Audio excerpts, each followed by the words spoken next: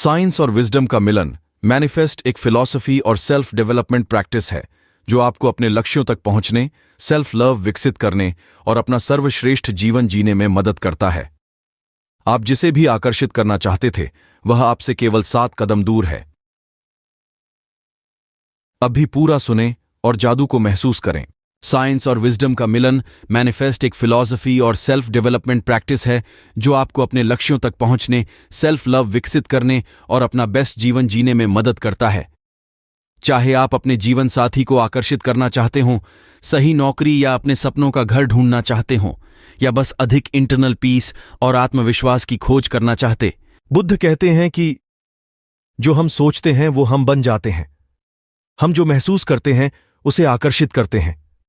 हम जो कल्पना करते हैं वही बनाते हैं। कल्पना कीजिए कि जब आप सुबह उठते हैं तो आप अपने सपनों के जीवन में होते हैं। आप जो भी चाहते हैं वह सब अब आपके पास है। एक प्यारा साथी, एक अच्छा करियर, फाइनेंशियल अबंडेंस। आप खुश, स्वस्थ और संतुष्ट हैं। यह मैनिफेस्टेशन की शक्ति है। आप जो भी शक्ति चाहते हैं उसे प्राप्त करने के लिए अपने विचारों और ऊर्जा का उपयोग करने का अभ्यास मैनिफेस्टिंग है। परिचय। यह हमारे विश्वास पर आधारित है कि हम सभी एक यूनिवर्सल ऊर्जा क्षेत्र से जुड़े हुए हैं और हम इस क्षेत्र को प्रभावित करने के लिए अपने विचारों और भावनाओं का उपयोग कर सकते हैं। जब आप प्रकट होते हैं तो आप यूनिवर्स को बता रहे होते हैं कि आप क्या चाहते हैं। आप एक क्लियर संदेश भेज रहे हैं और यूनिवर्स इसका जवाब देगा। इस मैनिफेस्टिंग के पूरी प्रक्रिया को समझने के लिए आज हम मैनिफेस्ट किताब के बारे में जानेंगे जिसे रॉक्सी नफूसी ने लिखा है। हम इस किताब में ऐसे 7 चरण के बारे में जानेंगे जिनसे आप जिंदगी की हर मनचाही चीज को पा सकते हैं। चाहे आप अपने जीवन साथी, सोलमेट को आकर्षित, अट्रैक्ट करना चाहते हो, अच्छा काम पाना चाहते हो, अपना मनचाहा घर खरीदना चाहते हो, या बस ज्यादा इनर पीस और खुद पे भरोसा, सेल्फ कॉन्फिडेंस पाना चाहते हो। चरण 1, अपने विजन को क्लियर करें। किसी भी मैनिफेस्टिंग जर्नी का पहला कदम अपने विजन में क्लियर होना है। सीधे शब्दों में कहें तो अगर आप नहीं जानते कि आप कहां जा रहे हैं तो वहां नहीं पहुंच सकते जहां आप जाना चाहते हैं। इसलिए किसी भी दूसरी चीज से पहले आपको इस बात पर स्पष्टता, क्लैरिटी की जरूरत है कि आप क्या चाहते हैं, कि ब्रह्मांड आपको क्या दे। आप जो चाहते हैं उसे जानना और फिर उसे कल्पना करना मैनिफेस्टिंग के लिए बहुत जरूरी है। जब हम अपने दिमाग में कोई अनुभव बनाते हैं तो हमारा दिमाग ऐसे प्रतिक्रिया, रिस्पॉन्स देता है जैसे कि यह सच में हो रहा हो। Neuroscientist doctor Tara स्वॉर्ट the source में बताती हैं कि विजुअलाइजेशन काम करता है क्योंकि बाहरी दुनिया में किसी घटना को सीधे अनुभव करने और उसी घटना की विजुअलाइजेशन में कल्पना की गई छवि, इमेज के बीच हमारे दिमाग में बहुत कम अंतर होता है। उदाहरण के लिए, अगर हम खुद को तनावपूर्ण, स्ट्रेस्ड इंसान के रूप में देखते हैं तो हमारा दिमाग इस तरह प्रतिक्रिया करेगा जैसे कि यह सच में हो रहा है। हमारा नर्वस सिस्टम लड़ने या भागने के लिए तैयार होगा और तनाव हार्मोन कॉर्टिसोल और एड्रेनलिन मुक्त करेगा। इससे हमारा दिल तेजी से धड़कने लगेगा, हमारी सांसें छोटी हो जाएंगी और हमारा ब्लड प्रेशर बढ़ जाएगा। अपने मन में तनाव की स्थिति को कल्पना करके हम अपनी शरीर पर वर्बल और फिजिकल तनाव पैदा करते हैं। दूसरी तरफ, अगर हम अपने आप को एक शांत माहौल में कल्पना करते हैं तो हमारा दिमाग नर्वस सिस्टम को शांत करने और शरीर को आराम करने के लिए प्रेरित करेगा। हम अपने दिमाग में जो छवि बनाते हैं वे हमारी शरीर में भौतिक, फिजिकल बदलाव पैदा करती हैं और इसीलिए ये हमारे अनुभव की जाने वाली वास्तविकता को प्रभावित करने की शक्ति रखती हैं। इसलिए जैसे ही हम कल्पना करते हैं कि हमारे पास वे चीजें हैं जो हम सबसे ज्यादा चाहते हैं, हम एक भौतिक बदलाव बनाएंगे जो हमारी ऊर्जावान कंपन आवृत्ति, एनर्जेटिक वाइब्रेशन फ्रीक्वेंसी को बदल देगा और लॉ ऑफ अट्रैक्शन के अनुसार यह तय करेगा कि हम अपनी जिंदगी में क्या आकर्षित करते हैं। विजुअलाइजेशन हमें दूसरे तरीके से भी अभिव्यक्त होने में मदद करता है। जब हम नियमित रूप से उन चीजों की कल्पना करना शुरू करते हैं जो हम चाहते हैं तो हमारा मस्तिष्क हमारे द्वारा देखे गए लक्ष्य के अनुसार हमारे बिहेवियर पैटर्न और हमारे परिवेश की हमारी परिभाषाओं को बदलकर प्रतिक्रिया करता है। विजुअलाइजेशन हमें दूसरे तरीके से भी अभिव्यक्त होने में मदद करता है। जब हम नियमित रूप से उन चीजों की कल्पना करना शुरू करते हैं जो हम चाहते हैं तो हमारा मस्तिष्क हमारे द्वारा देखे गए लक्ष्य के अनुसार हमारे बिहेवियर पैटर्न और हमारे परिवेश की हमारी परिभाषाओं को बदलकर प्रतिक्रिया करता है। यह अधिक समझने योग्य हो जाता है और नए अवसरों को खोलता है जो हमारे विजुअलाइजेशन के साथ बातचीत करते हैं, साथ ही अवांछित जानकारी को फिल्टर करते हैं जो लक्ष्य के लिए आवश्यक नहीं है। इसका मतलब यह है कि हम सचमुच अपने मन को उस भविष्य की ओर बढ़ने के लिए तैयार कर सकते हैं। हालांकि असरदार, इफेक्टिव विजुअलाइजेशन का असली रहस्य, सीक्रेट, यह समझने में है कि सिर्फ उन चीजों को देखना काफी नहीं है जो आप अपने दिमाग में चाहते हैं। उसे हकीकत में हासिल करने के लिए प्रभावी रूप से, इफेक्टिवली कल्पना करने के लिए आपको उन्हें पाने की भावना में खुद को डुबो देना चाहिए। याद रखें, हम जो महसूस करते हैं उसे आकर्षित करते हैं। यह तभी होता है जब हम देख पाते हैं कि हम क्या चाहते हैं और फिर उसे पाने का भावनात्मक अनुभव पैदा करते हैं। तभी हम अपनी वाइब्रेशन फ्रीक्वेंसी को बदलते हैं। उदाहरण के लिए, जब आप अपने सपनों के घर को कल्पना करते हैं तो आपको यह भी कल्पना करना चाहिए कि वहां रहना सच में कैसा लगेगा। हम जो चाहते हैं उसे पाने की भावना, फीलिंग, जितनी ज्यादा तेजी से हम पैदा कर सकते हैं वह उतनी ही आसानी से हमारे पास आ जाएगी। इसी तरह, अगर आप अपने जीवन साथी से मिलना चाहते हैं तो न सिर्फ अपने आदर्श साथी की कल्पना करने की कोशिश करें, बल्कि यह भी देखें कि वह रिश्ता आपको कैसा महसूस कराएगा। क्या आप उनके साथ बिना शर्त प्यार, सुरक्षा, सिक्योरिटी, वार्मथ और एक साथ एक घर में खुशी से रहने की भावना जगा सकते हैं? जब भी हम अपने अंदर संतुष्टि, सैटिस्फैक्शन, खुशी, खुद पे भरोसा और प्यार जैसी भावना पैदा करने के लिए विजुअलाइजेशन का इस्तेमाल करते हैं तो हम अपनी वाइब्रेशनल फ्रीक्वेंसी या हमारी वाइब्स को बढ़ाते हैं, जो हमें हाई वाइब्रेशन को अपनी तरफ वापस आकर्षित करने की अनुमति देती है। अपना विजन बोर्ड बनाएं। अगर आप ऑनलाइन सर्च करते हैं तो आपको विजन बोर्ड बनाने के कई अलग अलग तरीके मिलेंगे। ऐसा करने का कोई सही या गलत तरीका नहीं है। आप किसी भी तरह से एक विजन बोर्ड बना सकते हैं। बस कुछ ऐसा बनाएं जो आपको उस जिंदगी की कल्पना करने में सबसे अच्छी तरह मदद करता हो जिसे आप हकीकत में पाना चाहते हैं। आप विजन बोर्ड के डिजाइन को इस तरह से बना सकते हैं। सीन सेट करें, कुछ मोमबत्तियां जलाएं, कुछ आराम करने वाला संगीत बजाएं, शांति बनाएं और शांति से बैठ जाएं। अपनी विजन बोर्डिंग अभ्यास का मजा लेने और उसमें शामिल होने के लिए एक समय तय करें। अपना मीडियम चुनें। कार्ड या कागज की एक बड़ी शीट लें और चुनें कि आप अपने लक्ष्य को किस अलग अलग रंग के कलम से लिखना पसंद करेंगे। बुलेट पॉइंट्स, बिंदुओं में या प्रवाह विवरण में। यदि आप छवियों का उपयोग करना चाहते हैं तो उन्हें स्वयं बनाएं। पत्रिकाओं, मैगजीन्स या समाचार पत्रों से तस्वीरें या शब्द काट लें जो वे चीजें दिखाते हैं जो आप अपने जीवन में हासिल करना चाहते हैं। जो भी आपके लिए सबसे अच्छा हो उसे चुनें। बस याद रखें, इसका आनंद लें। अपनी टाइमलाइन चुनें। बोर्ड के टॉप पर वह निश्चित तारीख लिखें जिस समय आप उसे हासिल करना चाहते हैं। आप 3 महीने, 6 महीने या 1 साल का समय भी चुन सकते हैं। कभी कभी लोगों को यह जानने और कल्पना करने में मुश्किल होती है कि वे 1 साल या 5 साल में अपनी जिंदगी को कैसा देखना चाहते हैं। अगर आप थोड़ा अटका हुआ महसूस कर रहे हैं तो याद रखें, आप हमेशा एक अलग टाइमलाइन चुन सकते हैं जो आपको अच्छा फील करवाएं और आपके हिसाब से लगे कि इस समय में आपका लक्ष्य हासिल किया जा सकता है। 4. जोन में आए। इससे पहले कि आप अपने बोर्ड में चीजें जोड़ना शुरू करें, तय करें कि आप उस पल में हैं और पहले से ही आपके भविष्य की उस भावना को हकीकत रूप दे रहे हैं। एक पल के लिए रुकें, कुछ गहरी सांसें लें और कल्पना करें कि आप अब से ठीक 6 महीने, 1 साल या 5 साल बाद उस पल को जी रहे हैं। जब आप अपने आप से यह सवाल पूछें तो अपने मन में एक स्पष्ट और लाइव छवि बनाएं। आप अपने अंदर कैसा महसूस करते हैं? किस तरह के संबंध आपके आसपास हैं? आप किस तरह के घर में रहते हैं? आपका पेशा, ऑक्यूपेशन क्या है? आपको किस बात पर सबसे ज्यादा गर्व है? आप अपनी जिंदगी में क्या बदलना चाहते हैं? या क्या आप वैसे ही रहना चाहते हैं? Version B.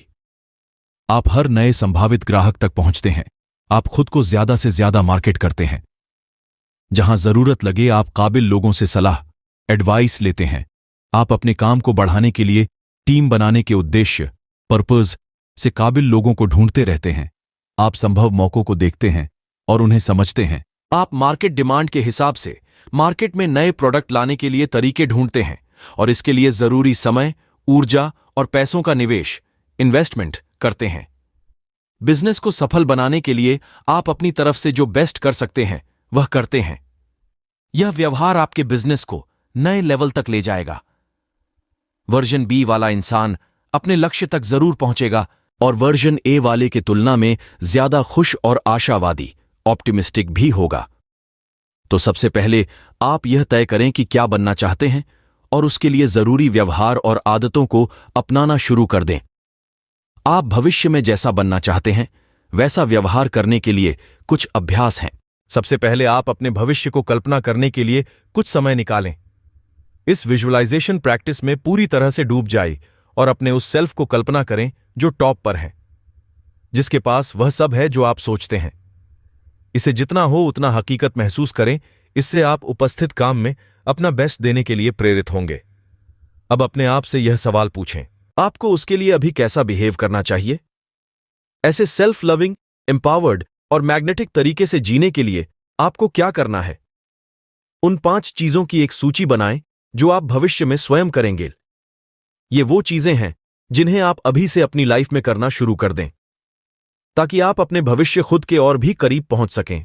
जब भी आप उसके बारे में सोचें जो आप बनना चाहते हैं तो उन तरीकों के बारे में सोचें जो वह अपनाते हैं ताकि आप इसी पल से अपने व्यवहार को अपने उस वर्जन के साथ अलाइन कर सकें। इस तरह यूनिवर्स को एग्जीक्यूट करके दिखाएं कि आप उसे हकीकत में लाने के लिए तैयार हैं। उसके बाद ब्रह्मांड आपके लिए इसे हकीकत अपने आप बना देगा। चरण 4, यूनिवर्स के परीक्षा को उत्तीर्ण पास करें। याद रखें, आप जो चाहते हैं उसे अभिव्यक्त करने के लिए आपको विश्वास होना चाहिए कि आप इसके लायक हैं और आपका व्यवहार उस विश्वास के अनुसार होना चाहिए। इसलिए अगर आप अपने जीवन साथी को आकर्षित करना चाहते हैं और इसके लिए आप शो करते हैं कि एक अच्छे, मजबूत और खुशहाल संबंध के काबिल हैं, तो ब्रह्मांड आपके जीवन साथी को आपके पास ला देगा। कभी कभी ब्रह्मांड जानता है कि आप जिस चीज की इच्छा रखते हैं उससे कहीं ज्यादा के लायक हैं। यह आपको वे चीजें नहीं देता जो आप चाहते हैं, क्योंकि यह आपको कुछ बेहतर देना चाहता है। भरोसा रखें कि ब्रह्मांड हमेशा आपके श्रेष्ठ की तलाश में है। अगर आप किसी इंसान के अपनी जिंदगी से चले जाने से उदास हैं तो चिंता न करें और इस बात को स्वीकार करें कि वह आपके लिए नहीं था, आपके लिए कोई बेहतर इंसान बना है।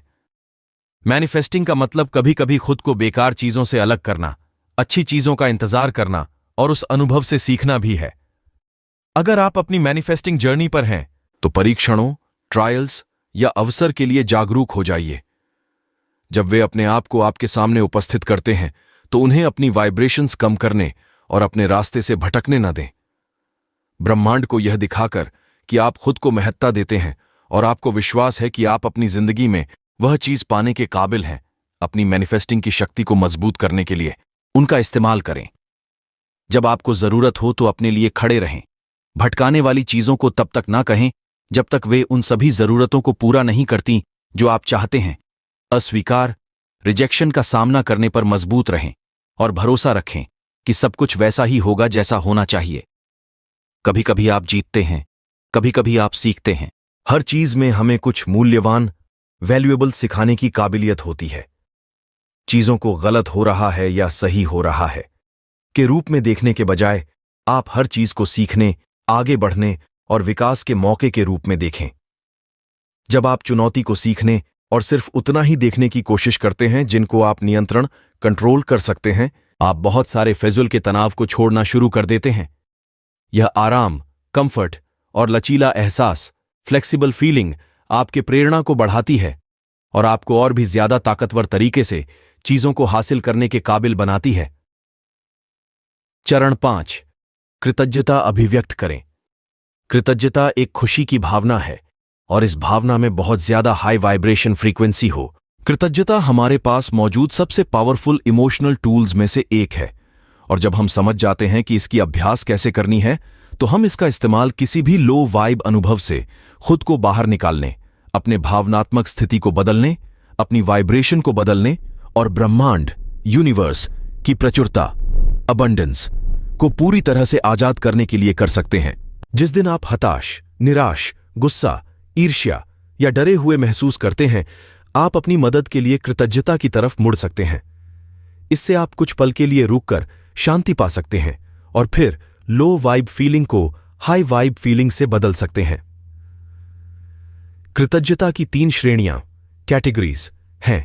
अपने लिए ग्रैटिट्यूड, ये ऐसी भावना है जिसमें आप अपने बारे में तारीफ करते हैं, जैसे मैं अपनी ताकत के लिए आभारी हूं, मैं अपनी स्वास्थ्य के लिए आभारी हूं, मैं अपने दिमाग के लिए आभारी हूं। आपकी जिंदगी के लिए कृतज्ञता, इसमें आप अपने जीवन की प्रशंसा करते हैं, जैसे मैं अपनी नौकरी के लिए आभारी हूं, मैं अपने परिवार और दोस्तों के लिए आभारी हूं, मैं जहां रहता हूं उसके लिए आभारी हूं। 2.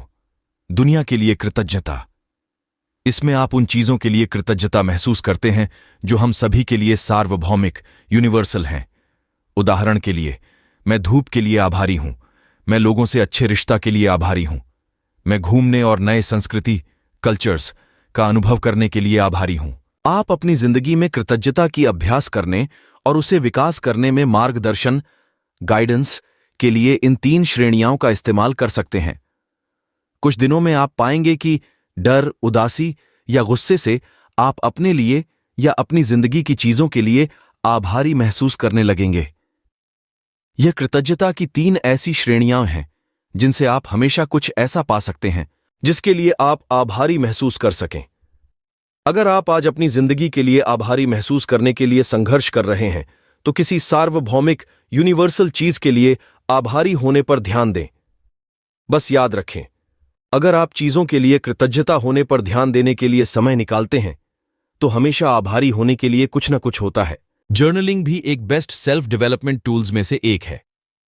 ग्रैटिट्यूड जर्नलिंग का उपयोग आपके मस्तिष्क को आपके जीवन में अच्छी चीजों पर ध्यान केंद्रित करने के लिए न्यूरोलॉजिकल स्तर पर लगातार प्रशिक्षित करता है, जिससे यह एक शक्तिशाली मैनिफेस्टिंग अभ्यास बन जाता है। कृतज्ञता जर्नलिंग की अभ्यास करने के 2 तरीके हैं। लिंक की तकनीक 1, कृतज्ञता ग्रैटिट्यूड लिस्ट्स। हर रात या हर सुबह 15 ऐसी चीजें लिखें जिनके लिए आप आभारी हैं। इसके लिए आप पहले बताई हुई तीनों कृतज्ञता ग्रैटिट्यूड श्रेणियों में से हर एक में से 5 चीजें चुनें। उदाहरण के लिए, आप अपने अच्छे प्रकृति के लिए आभारी हों, फिर आपकी जिंदगी से जुड़े 5 चीजें, जैसे आप उस समय के लिए आभारी हैं जब आपने अपने बच्चों के साथ खुशी खुशी समय बिताया, और अंत में 5 ऐसी चीजें जिनके लिए आप दुनिया में आभारी हैं। उदाहरण के लिए, साफ पानी और अच्छे मौसम के लिए। तकनीक 2, पॉजिटिविटी मैगजीन। हर दिन के अंत में उस दिन आपके साथ हुई हर एक अच्छी बात को लिखें, आपके जागने से लेकर बिस्तर पर जाने तक। इसमें आप अपने हिसाब से हर छोटी से बड़ी अच्छी बात को शामिल करें, जैसे सूरज चमक रहा था, कोई अजनबी आपको देखकर मुस्कुराया, किसी दोस्त ने आपको एक अच्छा संदेश भेजा, या आपने सोशल मीडिया पर कोई मीम देखा जिसने आपको हंसाया। ये सब एक एक करके लिखिए। अक्सर दिन बीत जाता है और हम भूल जाते हैं कि हमने कितने खूबसूरत पलों को अनुभव किया है। उन पर पूरी तरह से ध्यान नहीं दे पाते और उनकी तारीफ नहीं कर पाते। इसलिए अक्सर इतने सारे अच्छे पलों के बावजूद दिन के सिर्फ एक छोटे से हिस्से के बुरे पल से पूरे दिन को बुरा मान लेते हैं। जब हम उन सभी अच्छाइयों को याद करने बैठते हैं जो हमने अनुभव की, तो हम जल्द ही देखते हैं कि हर दिन आभारी होने के लिए कई अच्छे पलों से भरा होता है। हर दिन अपनी पॉजिटिविटी जर्नलिंग को पूरा करने के लिए पंक्चुअल होने के बाद आपका दिमाग खुद ब खुद उन सभी खूबसूरत पलों और मौकों की तलाश करना शुरू कर देगा जो हर दिन आते हैं। कुछ हफ्तों के बाद हो सकता है कि आप अचानक सड़क पर चलते हुए अपने आप से कह रहे हों, वाह क्या शानदार इमारत है। आखिरकार अब आपका ध्यान उस अद्भुत वास्तुकला आर्किटेक्चर पर गया होगा जिसे आप तब तक हर दिन बिना सोचे समझे पार कर रहे थे। या हो सकता है कि आपके मन में उस चाय के कप के लिए अच्छी भावना उठने लगे जो आपकी साथी आपको हर सुबह बिस्तर पर लाकर देती है। या आप ऑफिस में रिसेप्शनिस्ट की मुस्कुराहट के साथ आपको देखने से होने वाली खुशी को नोटिस करना शुरू कर दें। आप अपने आसपास की अच्छाइयों को पहले से ज्यादा नोटिस करना शुरू कर देंगे और बदले में आप हर दिन अपना प्रेरणा बढ़ाएंगे। लेखक एक बार लंदन में साइकिल नाम के स्टूडियो में अपनी पहली स्पिन क्लास लेने गए थियल सत्र सेशन अपने छोटी पीक पर पहुंच गया था। उन्हें पसीना आ रहा था, उनकी सांसें फूल रही थीं, पैर थके हुए और भारी हो रहे थे, और वह बस यही सोच रही थी कि जल्दी से जल्दी साइकिलिंग अभ्यास खत्म हो जाए। वह यह सोच ही रही थी, तभी कोच अपने माइक्रोफोन से कक्षा में चिल्लाया, तुम्हें यहां रुकना नहीं है, आगे चलते रहो, तुम्हें दौड़ पूरी करनी पड़ेगी। इस तरह से सुनकर लेखक का उत्साह कम होने लगा। हालांकि जैसे तैसे उन्होंने दौड़ तो पूरी की, लेकिन उसके बाद उस पल को याद करके अच्छा महसूस नहीं हुआ। आपने कई बार कहा है, मुझे आज वर्कआउट करना पड़ेगा, मुझे काम पर जाना है, मुझे अपने माता पिता से मिलना है, मुझे पढ़ाई के लिए खाना बनाना है, या मुझे बच्चों के लिए फिर से रात का खाना बनाना है। इस भाषा का उपयोग करने का मतलब यह है कि आपके पास कोई विकल्प नहीं है और आपको किसी चीज के लिए मजबूर किया जा रहा है। यह हमसे आभारी महसूस करने का मौका छीन लेता है, और इसका मतलब यह है कि हमारे पास चुनने की शक्ति नहीं है। जब आप इसे आसान भाषा से बदलते हैं और इसके बजाय कहते हैं, मुझे आज वर्कआउट करना है, मुझे आज काम पर जाना है, मुझे अपने अभिभावक पेरेंट्स से मिलना है, मुझे पढ़ाई करनी है, मुझे बच्चों के लिए रात का खाना बनाने का मौका मिलता है, तो आप अपने आप ही खुशी के पल में आ जाते हैं। चरण 6, अपनी जलन को प्रेरणा में बदलें। कल्पना करें कि आपकी मुलाकात एक पुराने दोस्त से होती है और आप कॉफी पीने का फैसला करते हैं। वह आपको बताती है कि स्कूल छोड़ने के बाद उन्होंने अपना खुद का बहुत ही सफल तकनीकी बिजनेस शुरू किया और फिर उसे बेच दिया, जिससे वह पिछले 12 महीनों में दुनिया भर में घूम चुकी है और उनकी नेटवर्थ बढ़ गई है।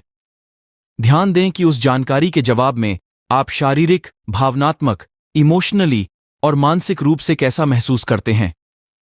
क्या आपको लगता है कि आपके अंदर घबराहट, उदासी, असंतोष, डिससैटिस्फैक्शन और हताशा की भावना उठने लगी? अगर ऐसा है तो पहले अपने अनुभव को अपने आप को धीरे से यह कहते हुए स्पष्ट करें, यह सुनकर मुझे ईर्ष्या महसूस हुई है। फिर इस बारे में सोचना बंद करके स्वार्थपरता, सेल्फ लव, दया और मदद करने के बारे में सोचें, ताकि आप अच्छा महसूस करें।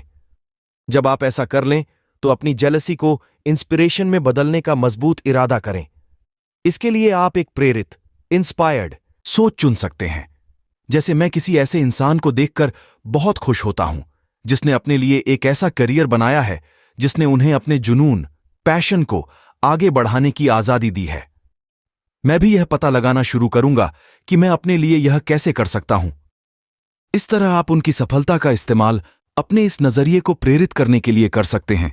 आप क्या पाना चाहते हैं? यह लोगों को अपनी ईर्ष्या को ऐसे तरीके से अभिव्यक्त करने का मौके देता है जो स्वीकार्य, एक्सेप्टेबल लगे, लगातार, लेकिन असल में यह हम सभी के लिए एक डेंजरस साइकिल है। खराब बोल रहा है। जब भी ईर्ष्या होने लगे तो आपको उसे बाहर निकालना शुरू कर देना चाहिए, क्योंकि अगर जल्दी आप ऐसा नहीं करते तो ईर्ष्या वाले किसी ग्रुप से मिलने या व्हाट्सएप चैट दिखने पर वह बढ़ने लगती है। आमतौर पर ऐसे दोस्तों के समूह को दूसरे इंसान के खिलाफ एकजुट होने और उसके बारे में नकारात्मक, नेगेटिव बातें करने में ज्यादा समय नहीं लगता है। लेकिन इस तरह का व्यवहार बहुत ही नीच भावना वाला है, और न सिर्फ यह आपको भावनात्मक नुकसान पहुंचता है और समय की पूरी बर्बादी है, बल्कि यह हमारी अपनी मैनिफेस्टिंग शक्ति को बर्बाद कर देता है। इसलिए जब आप ऐसा होते हुए देखें तो इसके बारे में अपने आप को स्पष्ट बताएं, इसे प्रेरित सोच से बदलें और साथ ही इस तरह की खराब बातचीत से दूर हो जाएं, क्योंकि दूसरे लोगों को नीचा दिखाना नीच भावना है और लोगों को ऊपर उठने के लिए प्रेरित करना हाई वाइब्स है।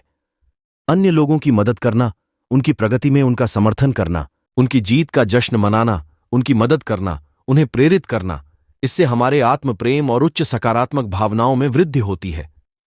इससे ब्रह्मांड को पता चलता है कि आपको दूसरों की सफलता से खतरा नहीं है, बल्कि आप उनसे प्रेरित होते हैं।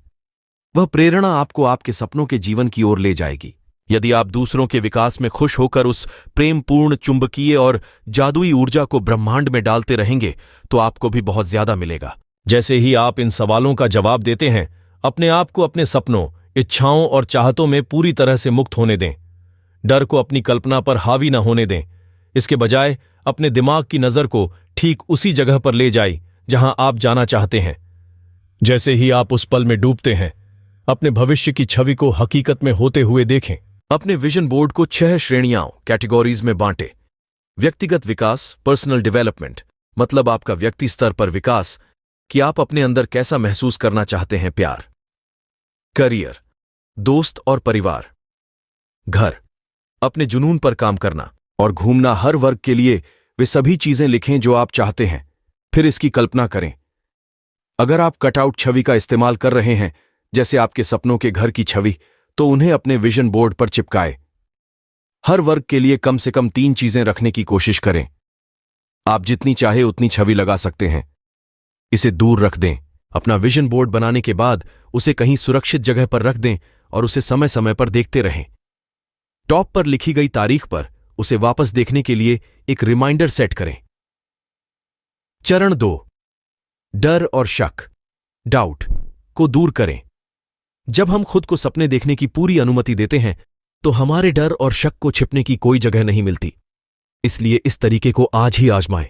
अगर आपका पिछला विजन बोर्ड डर और शक से सीमित था, तो वापस जाएं और इसे अभी संपादन, एडिट करें या एक नया विजन बोर्ड बनाएं जो ईमानदारी से उन सभी चीजों को रिफ्लेक्ट करता हो जो आप सच में चाहते हैं।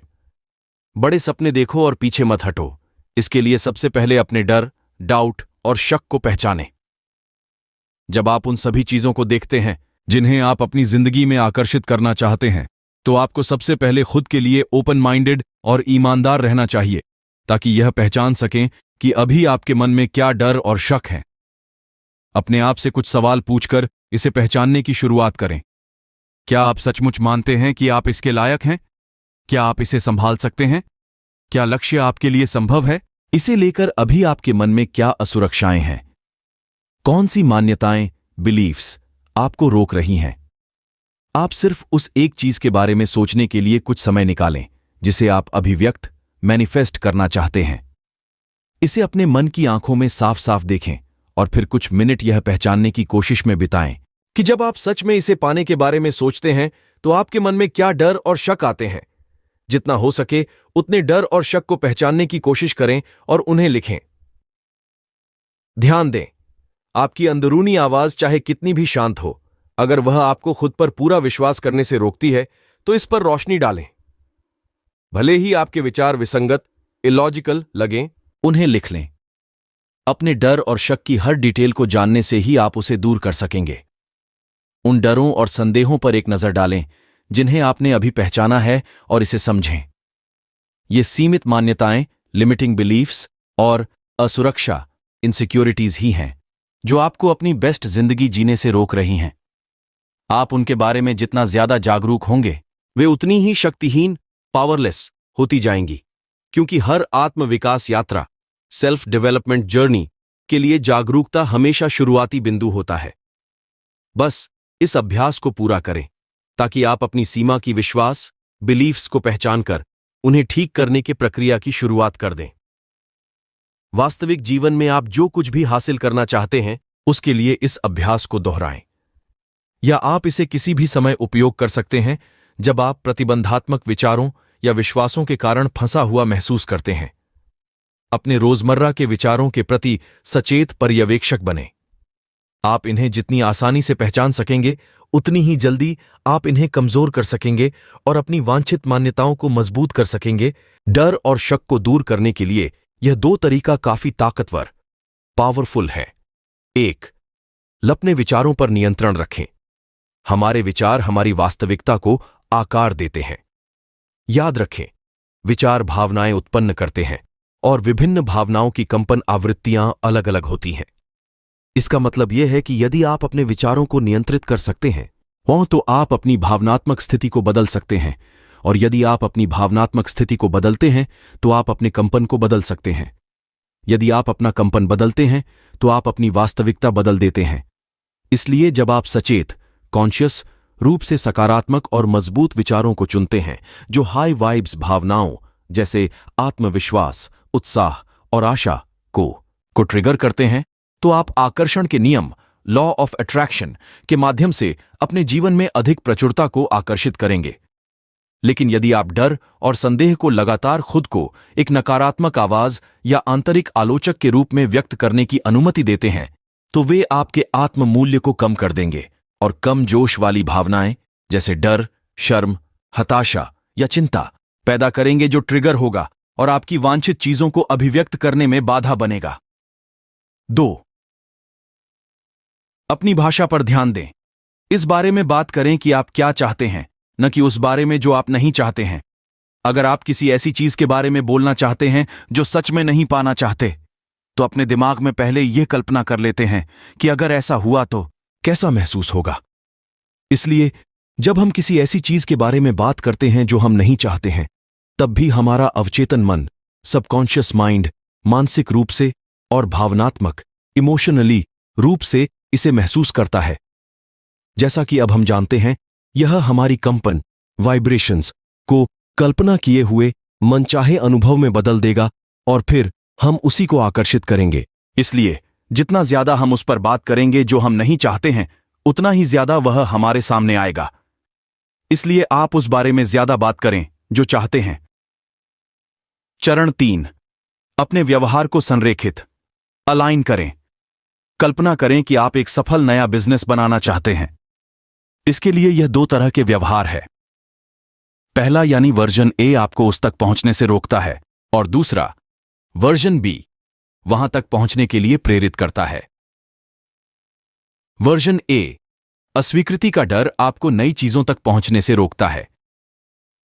आपके निर्णय लेने का डर आपको अपनी ऑनलाइन मार्केटिंग करने से पहले देखना है। आपके फैसले में सबसे बड़ी जरूरी है कि आप ऑनलाइन मार्केटिंग से निवेश करना चाहते हैं, और असफलता का डर आपको अच्छा मौका को देखना और जोखिम लेने से रोकता है।